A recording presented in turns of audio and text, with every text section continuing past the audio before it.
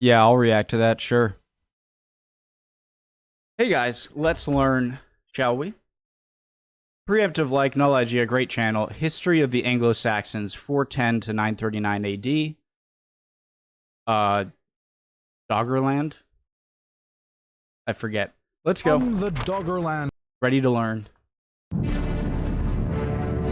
From the Doggerland migrants, to the Celts, to the Romans, successive waves of newcomers had transformed England each time. With Rome's departure, England was left undefended from new waves of settlers and warriors who would be just as transformative as those who came before. In this video, the former Roman province of Britannia will be reforged by generations of invaders into a new nation of England. Angles, Saxons. So would you say this is the start of English history? Some people say it's like Battle of Hastings. I guess you could say after the Romans left, but I mean, as long as there are people living on the Isle. Who were the first people to call it England? I guess would be a good place to start. Vikings and more will reshape the land and its people, giving rise to famous figures like Arthur, Alfred, and Ethelstan, whose names would reverberate through English history forever after. The arrival of the Anglo-Saxons. The story of this new age must begin with the arrival of the Anglo-Saxons. While the Saxons first appeared on English soil as raiders during the Roman period, their permanent presence came at the invitation of the British. The kingdoms which emerged to fill the vacuum left by Rome were eager to protect themselves. The Saxons came as mercenaries for these kings, most famously King Vortigern, who invited a band of Saxon mercenaries led by Hengist and Horsa to defend his kingdom in the southeast from roaming bands of Picts and Scots. So were there just not enough men on the island and they needed more men to protect them? Or were these guys just better at combat at the time? I wonder. King a band of Saxon mercenaries led by Hengist and Horsa to defend his kingdom in the southeast from roaming bands of Picts and Scots around the 450s. They eventually fell out with Vortigern, rebelled, and established the first Saxon kingdom at Kent in 455.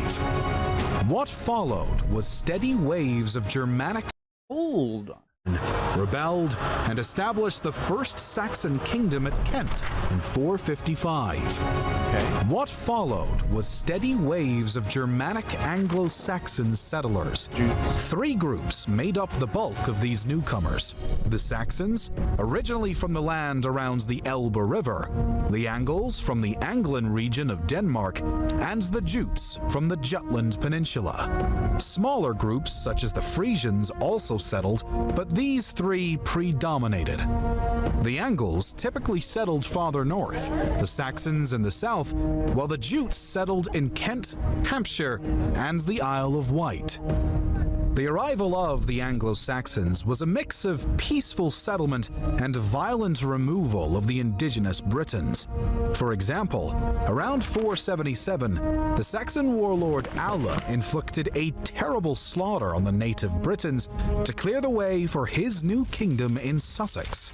No trace of the Celtic language survives in the place names of many Anglo-Saxon-dominated regions like Sussex, suggesting that all who spoke it were wiped away.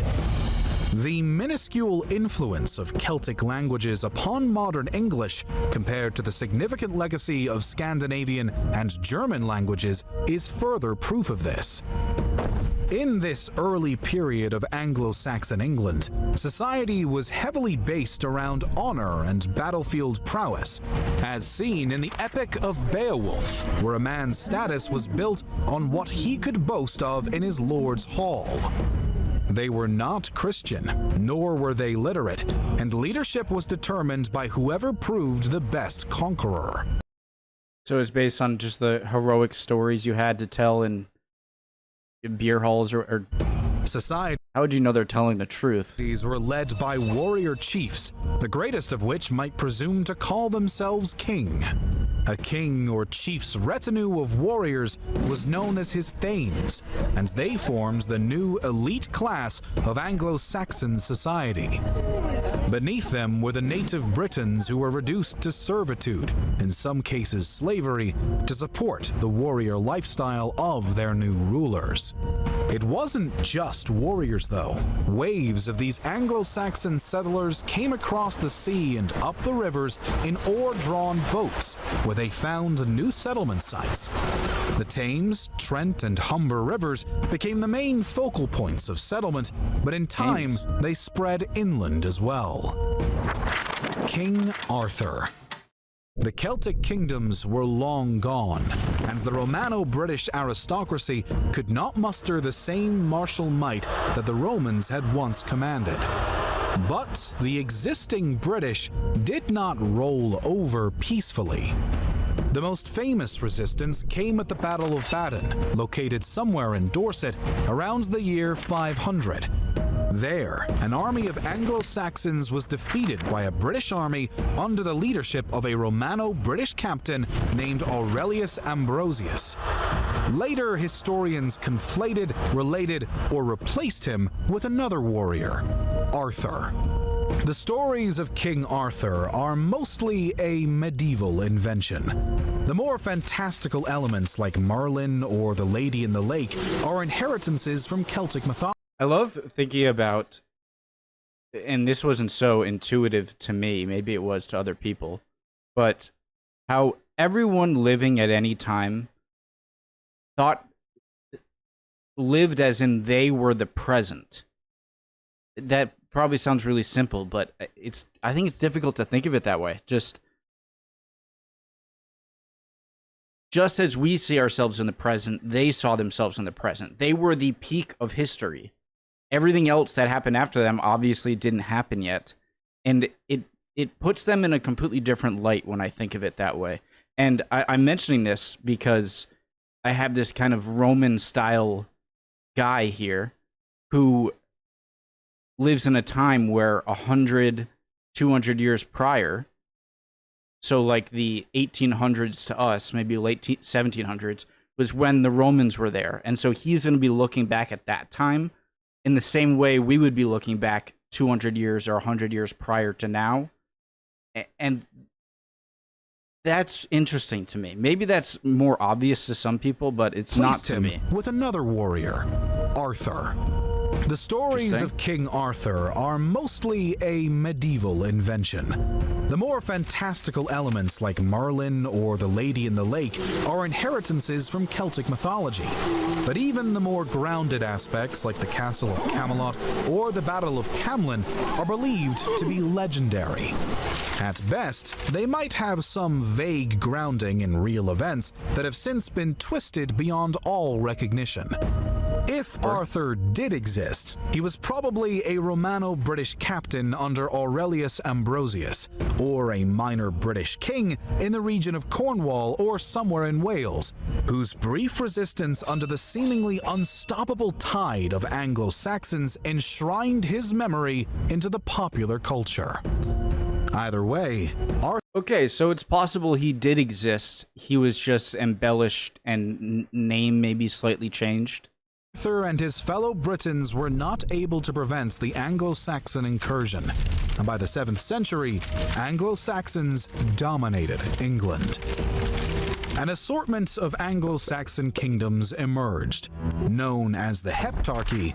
This shifting tapestry of kingdoms included East Anglia. So that seems like a good time to say that England started, when the Anglo-Saxons dominated what is now England. Or most of what is now. This Anglo-Saxon kingdoms emerged, known as the Heptarchy.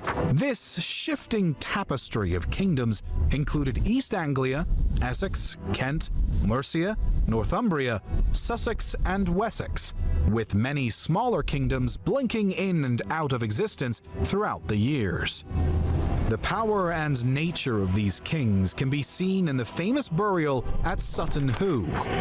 Believed to be the resting place of King Redwald of East Anglia, the burial contained a 90-foot boat and an assortment of treasures including weapons, armor, jewelry, coins, instruments, and more.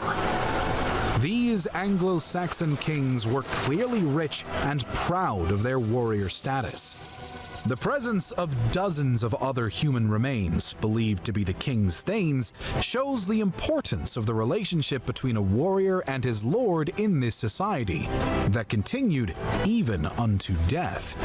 But the goods show a mind for trade and an appreciation of the arts that challenges a simple view of them as mere battle-hungry warriors. The Anglo-Saxons reshaped England, but they'd be reshaped in turn by Christianity. Rome had converted most of Britain to Christianity already, but the Anglo-Saxon rulers were still pagan. In the 590s, Pope... Yeah, you didn't have much time from the time that Christianity was the main religion of the Roman Empire and when the Romans left Britain, so that makes sense that you'd have some foothold, but not complete. Ordered the missionary dominance. Augustine to England to convert these pagan kings. Augustine arrived at the Kentish... Sorry, what? 590s, Pope Gregory ordered the missionary Augustine to England to convert these pagan kings. Augustine arrived at the Kentish capital in Canterbury in 597 and quickly achieved the king's conversion, probably thanks to his Christian Gaulish bride. Wait. Arrived at the... How do you know he's going to get safe passage there, you know? Kentish capital in Canterbury in 597 and quickly achieved the king's conversion, probably thanks to his Christian Gaulish bride. Within a year, Augustine's missionaries had made Christians out of the kings of East Anglia. I'm curious what would happen if he was just like, no. Either kill him or be like, no, go back.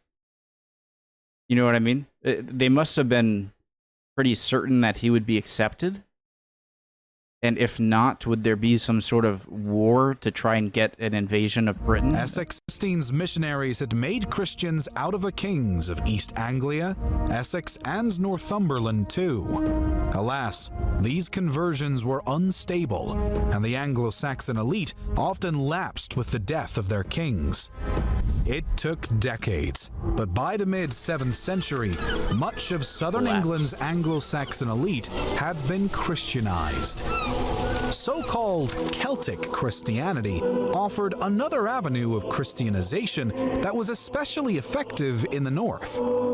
King Oswald of Northumbria subscribed to this strand of Christianity and invited the monk Aidan to establish a famous monastery on the island of Lindisfarne. Monasticism was a defining trait of Celtic Christianity, and the monasteries of Anglo-Saxon England would be the chief producers of its literature and artistic works. For example, it was Northumbrian monasteries which produced the Venerable Bede, whose ecclesiastical history of the English nation is considered the first book on English history. Roman and Celtic Christianity differed in their relative emphasis on the bishop and diocese versus the abbot and the monastery respectively. The most relevant divergence, though, was over the dating of Easter, which differed by a few days between them. It was especially difficult for King Oswy of Northumbria, of Celtic persuasion, who had married a Kentish Roman Christian bride. The embarrassment of celebrating Christianity's holiest festival on two separate days persuaded Oswy to call the Synod of Whitby in 664 to resolve the dispute. After being convinced that St. Peter held to the Roman date, Oswy sided with them, lest when I come to the gates of the kingdom of heaven, there should be none to open them. By the second half of the 7th century, England was a Christian nation. The Pope dispatched 7th century. England was a Christian nation. The Pope dispatched Theodore of Tarsus to become the Archbishop of Canterbury and entrusted him with the proper organization of the English Church. Theodore's proper Sorry. order of Tarsus to become the Archbishop of Canterbury and entrusted him with the proper organization of the English Church. Okay. Theodore spent almost 20 years drawing up the diocese structure of England, appointing its bishops, preaching to its people, and converting synods to iron out church matters. Thanks to his work, the church became the first institution since the Romans to unify all of England under one organization. With its moral codes and spiritual justification for social hierarchy, Christianity was a much more useful religion for a changing England. It was a religion for settled social order of marriage, law, and obedience to the king that was fitting for the ever-growing Anglo-Saxon kingdoms. Northumbria, Mercia, and Wessex. I wonder if religion is just a really good glue for a power that's stretched over too much area, and monotheistic religion especially, because there's less confusion on what exactly you worship and what might be more powerful. And then when it's just, no, there's one God and the whole kingdom, and wherever you conquer, you spread the religion. I feel like it acts like a glue that makes the kingdom less likely to fall apart. You know what I mean? By the early 8th century, the Anglo-Saxon kingdoms consolidated through war and marriage into 3 dominant kingdoms: Northumbria in the north, Mercia in the west, and Wessex in the south. The middle period was one of growing royal authority. The Christian belief that the king was God's representative on earth afforded them greater powers over their subjects. These were no mere warlords, but settled rulers who had begun passing laws and minting coins to signal their power. That's also another reason for another way that it's a glue. If you're a king, there would be no better seal of approval that you can show people that you rule over than they believe in a god, and now you're saying, and they believe you're the kind of messenger of him on earth. Now there's much less leeway for, like, why exactly do you get to decide this and stuff? So as a king, I would love to have that power for sure. Northumbria enjoyed several decades of ascendancy thanks to the steady rule of Oswald and Oswy. It was they who first included the title of Bretwalda, ruler of Britain, in their royal presentation. They could claim to control most of England, with their power stretching from Scotland in the north to Mercia in the south. This proved their undoing, since both the Scots and Mercia were formidable foes, and constant warfare with them demanded too much of the kingdom's resources and manpower. In the 8th century, initiative moved to Mercia. Under its greatest king, Offa, Mercia achieved dominance over lesser kingdoms in Kent, East Anglia, and Sussex. Offa was recognized in his day as Rex Angelorum, King of the English, a title that appeared in his correspondence with European rulers like Charlemagne and upon his coins, with Mercia being the first kingdom since Rome to mint coins in Britain. Offa's role in defining England can still be seen in the massive earthwork defense of Offa's Dyke, which runs for over 170 miles along the Welsh border and has defined the border between England and Wales ever since. Wow. With Offa's death, it was Wessex's turn for glory. In 825, Egbert of Wessex defeated the Mercians at the Battle of Elendum, and now Wessex's kings could style themselves Bretwalda. However, Wessex's power would be forged in the fires of a very different threat. The Vikings. On June 8, 793, the monks at the famous monastery of Lindisfarne, the Sacred Heart of Northumbria, awoke to ships on the horizon. From those ships came towering Danish warriors with fearsome iron axes who slaughtered the monks, burned the monastery, and made off with its treasures. In the words of one chronicle, never before had such a terror appeared in Britain as we have now suffered from a pagan race. the Vikings had arrived. The Vikings burst onto the European scene in the late 8th century, using their masterful boat-building techniques to raid the coasts from Russia to Ireland and beyond.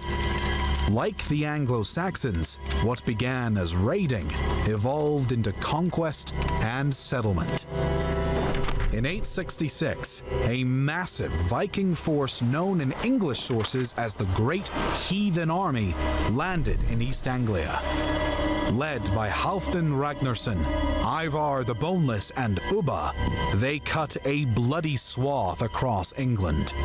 Within months, they captured York and subjugated Northumbria before moving on to Mercia.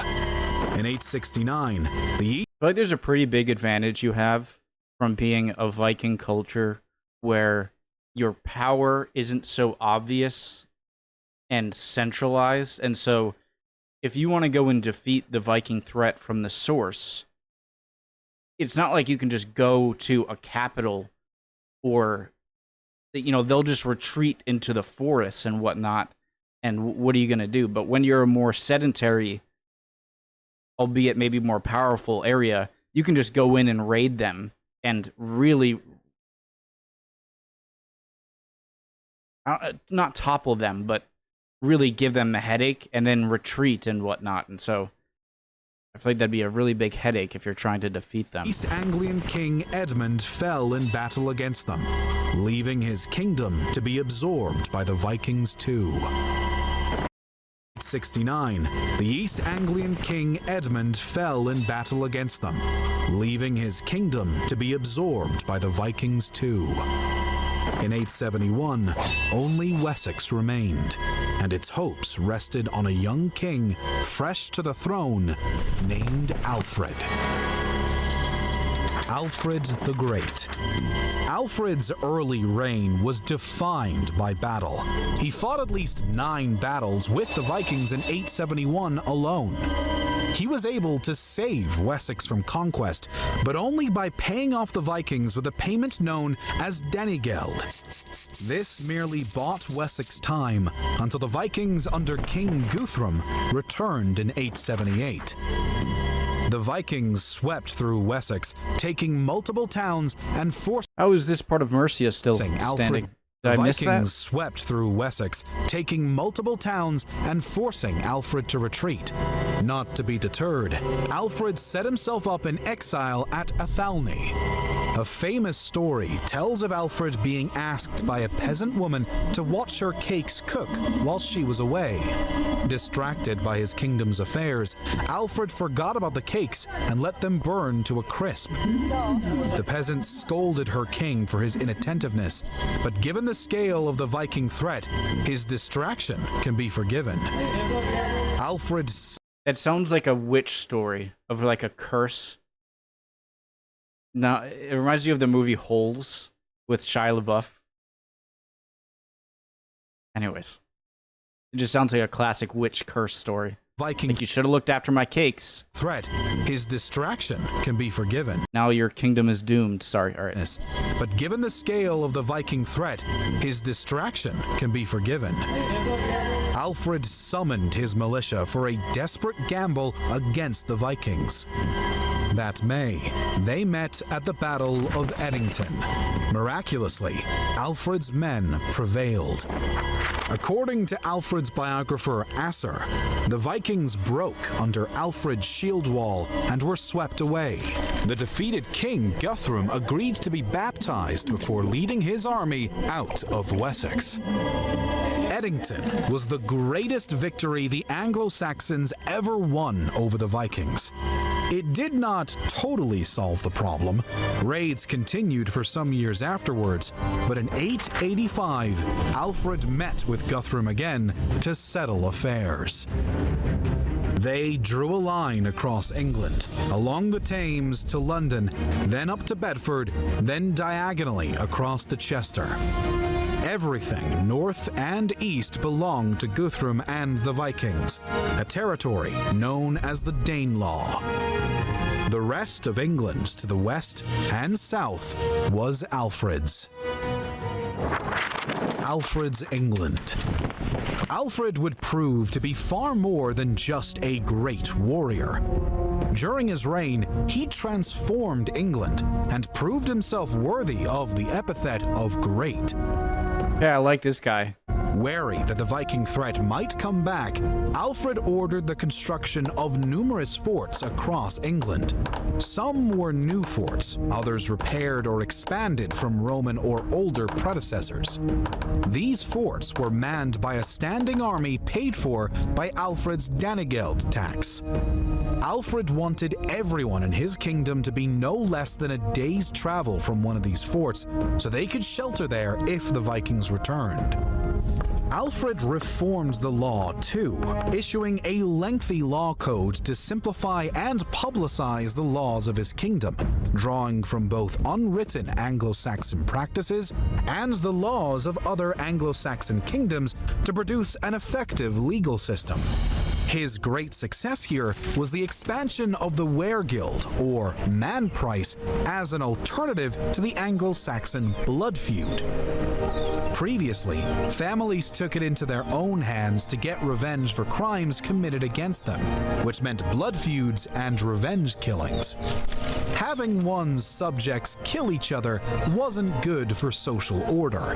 The weregild assigned a monetary value to any injury or insult instead, varying by the victim's social status, so issues were resolved without violence. To apply this law, Alfred and his successors reformed the administration of their kingdom. Varying by the person's social status is interesting. I suppose, like, maybe it makes sense by a... Maybe like 15,000 coins to an archbishop would be about the same in value to 70 coins to a landless willsman. It seems a bit unfair at face value, but maybe offering too much make interesting. By this law, I always see just lawmaking in general is very fascinating because it gives you a peek inside some of the really damaging things that happened in societies and how they put a stop to them. I think it's fascinating.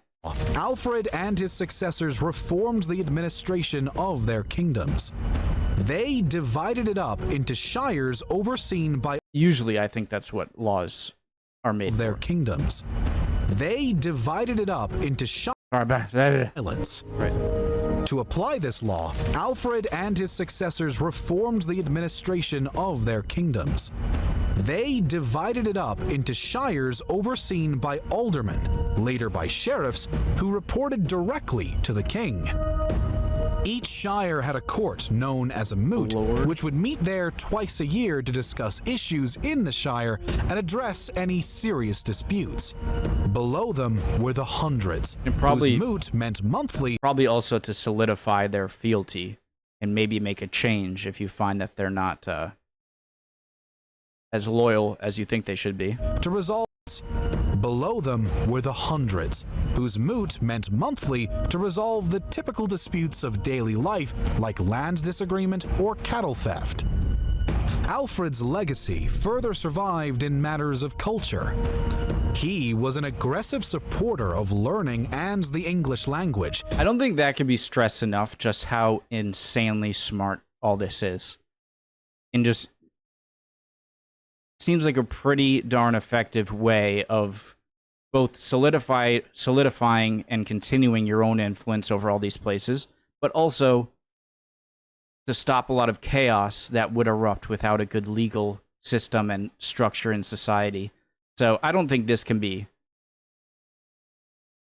downplayed, or, you know, or should Alfred's legacy further survived in matters of culture.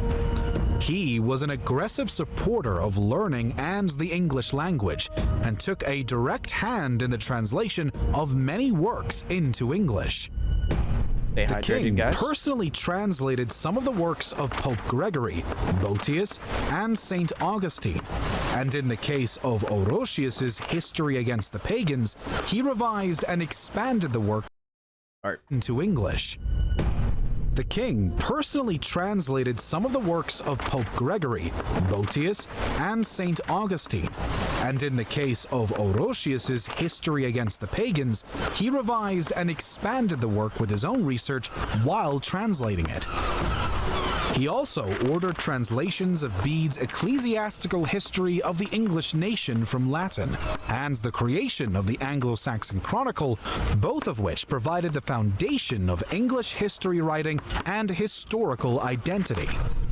A scholar, a warrior, and a lawgiver, Alfred's work to establish English law, define its administration, protect its land, and promote its language were a vital moment in the emergence of the English nation. What an insanely important figure that I've heard before, but I didn't know much about. Defeating the Vikings as they're going down and southwest, defeating them at that major battle, and then setting up this giant legal system, and insanely important. Anglo-Saxon society. So, what did life look like in late Anglo-Saxon England? Starting with the Thanes, who had once been the king's warrior retinue, the development of settled stable kingship shifted their role from warriors to landowners. Thanes acted as landlords to manors and their surrounding villages, and were entitled to a share of their people's labor and product in exchange for providing security and order. By the late Anglo-Saxon period, a typical peasant owed their lord at least 2 days of labor per week, and most could not leave their lord's lands without permission. It should be noted that English people in the Danelaw area had a different arrangement. Farmers were generally freer there and not bound to lords, but in turn, they lacked the same security that such lordship brought. Life for the average English person was tough wherever they were. Men were expected to work the fields, care for livestock, hunt, gather wood, and provide other essentials. Women's duties, meanwhile, included weaving, cooking, baking, and brewing, and lending a hand in the field when it was needed. Most people lived in one-room huts with their families, and their only solace from the relentless toil were the church holidays, which were usually just an excuse to drink and party rather than display religious piety. The Anglo-Saxon period saw the introduction of new farming techniques, which, for a society built around the agricultural cycle, had a profound impact on how the people lived. The introduction of heavier plows allowed people to farm in tougher ground. That noise was soothing for some reason. The agricultural cycle had a... It reminds me of the noise that cicadas make. And that when you hear those, you know it's really hot outside. For some reason, that was very soothing. Profound impact on how the people lived. The introduction of heavier plows allowed... Oh, sorry.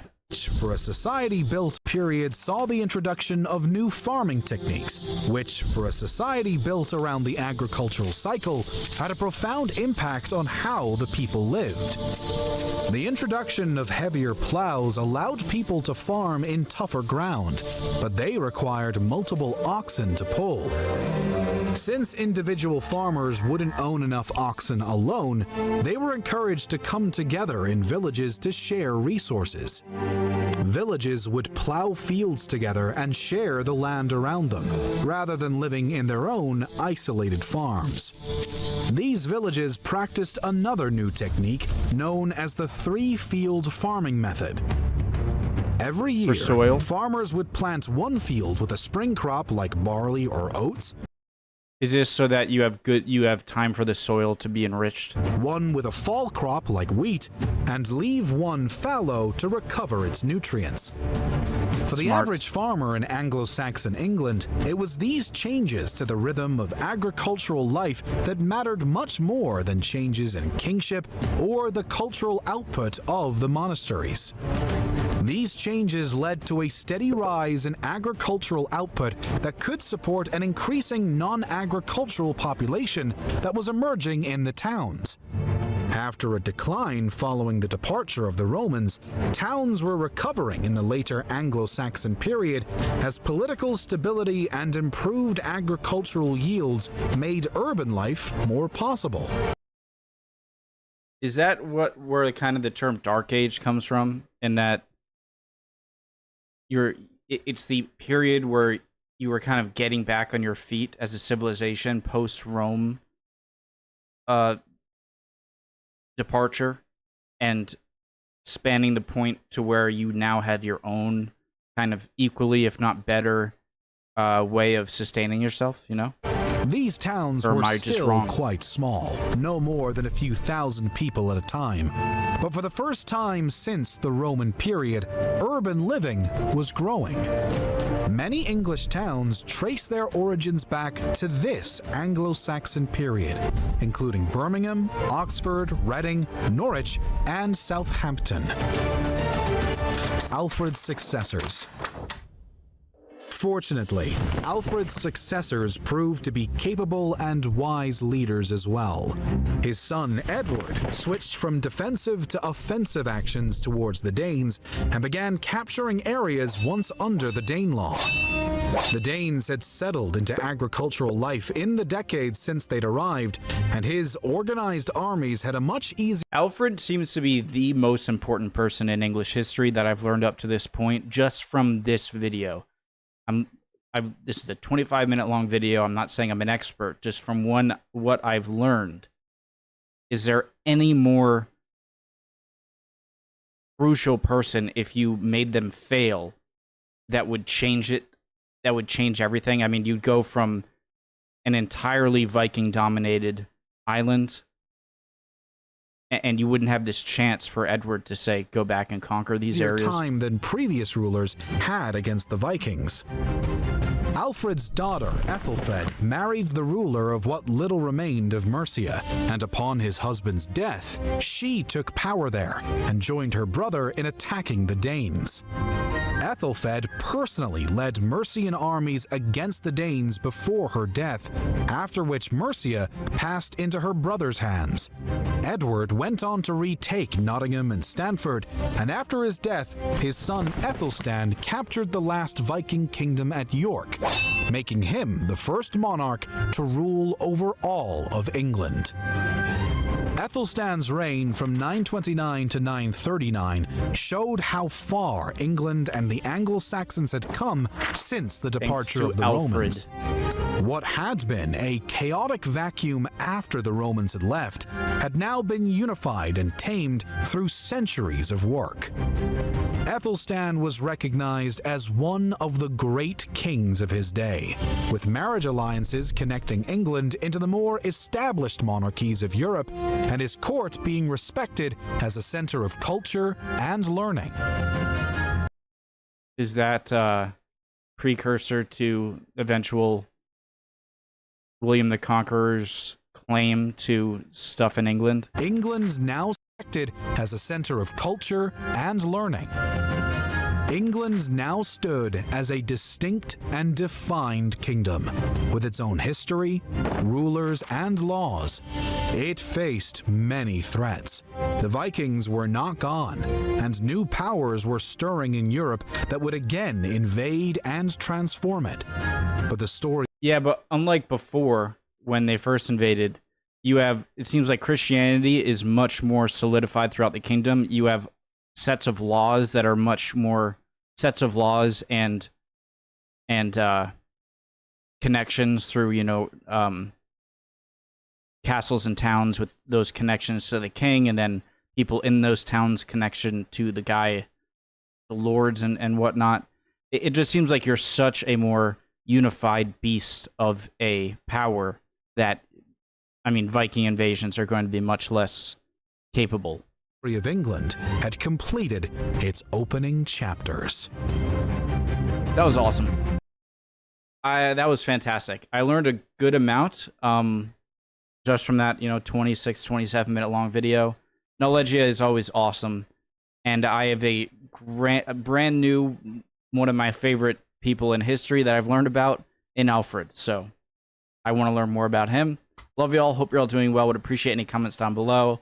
answering any questions I had, disagreeing with me if I said something you think is wrong. I'd love to see it. Hope everyone's doing well, and I hope I'll see you guys next time. We'll keep on learning. Bye, guys.